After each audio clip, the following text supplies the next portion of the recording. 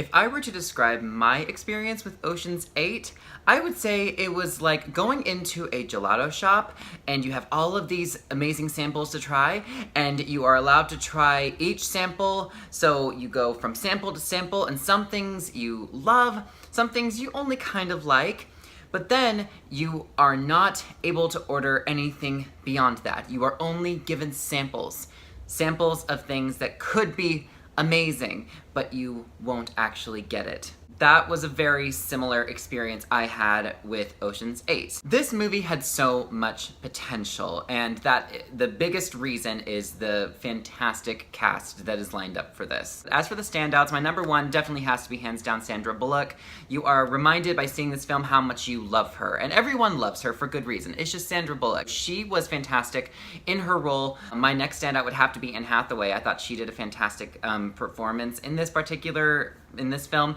It was a little bit satirical, also sometimes a little bit over the top, intentionally, and I thought she played it off very well. Definitely gave her a decent amount of screen time. The rest of the cast did a great job. There was no bad actor in this film, so I give them major kudos. That was the biggest driving positive going for this film from the beginning. Other things that I liked about this film were the fashions. Oh my god, the clothes that these women were wearing, and I don't care how gay that sounds, it was phenomenal. I thought that the heist mission was very fun, and I liked the story. I liked that the overall mission of centering around them stealing a necklace worth $150 million off of this A-list actress played by Anne Hathaway at the Met Gala. I think it's a very clever heist. Even though this cast was great with everything that they did, there was some problems because they run the risk of not giving too much time or not having enough time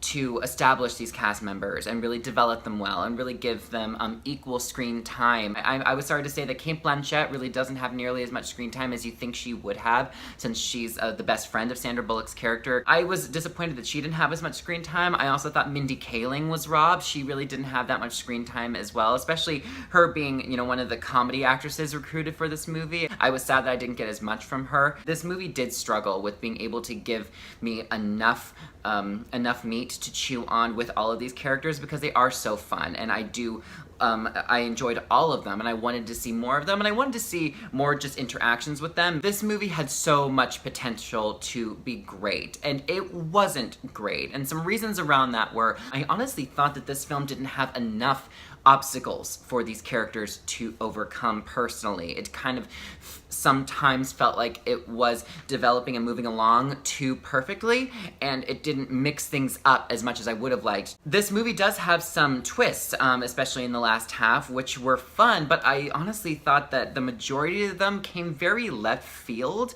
and then once they were presented, they just kind of breezed right through it. But I also thought that it kind of took some lazy ways out, especially in the last act, with how certain characters developed and how things kind of got resolved. There were so many things in setting this up that made it so brilliant.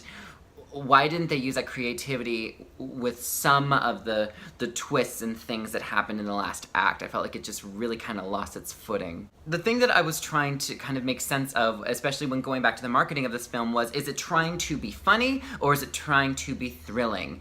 And you can be both, but I felt like this movie could not decide, and I felt like they landed in the middle, but they only gave it a bare minimum of each, from funny to thrilling, right in the middle, and it was just, it seemed kind of very vanilla, honestly. It's like they kind of played it safe. And with a cast like this, and with a franchise like this, and a heist like this, I really was kind of hoping for them to kind of push the envelope a little bit more. And that's why I say that this film had a lot of potential to be so great, and that was the biggest frustration for me. They succeeded in me wanting more from this franchise and getting on board with, let's make Ocean's 9, let's make Ocean's 10 with these casts. I love these characters, but I need to see them presented in a film that's gonna make me so fucking excited in my seat to be watching it. Ocean's 8 was definitely not a bad film by any means. I enjoyed it. I will most likely watch it again. It seems a little bit more of like an easy film I can honestly turn on in the background while I'm doing stuff around my apartment, which isn't necessarily a bad thing. It was an enjoyable film. It just wasn't a great film, but I would love to see it find its footing more if the franchise can continue in the future. I'm going to give Ocean's 8 a B. Thank you all for watching my review of Ocean's 8. I hope you enjoyed it, and until next time, I'm Ryan Boehme, signing off. Bye, everyone.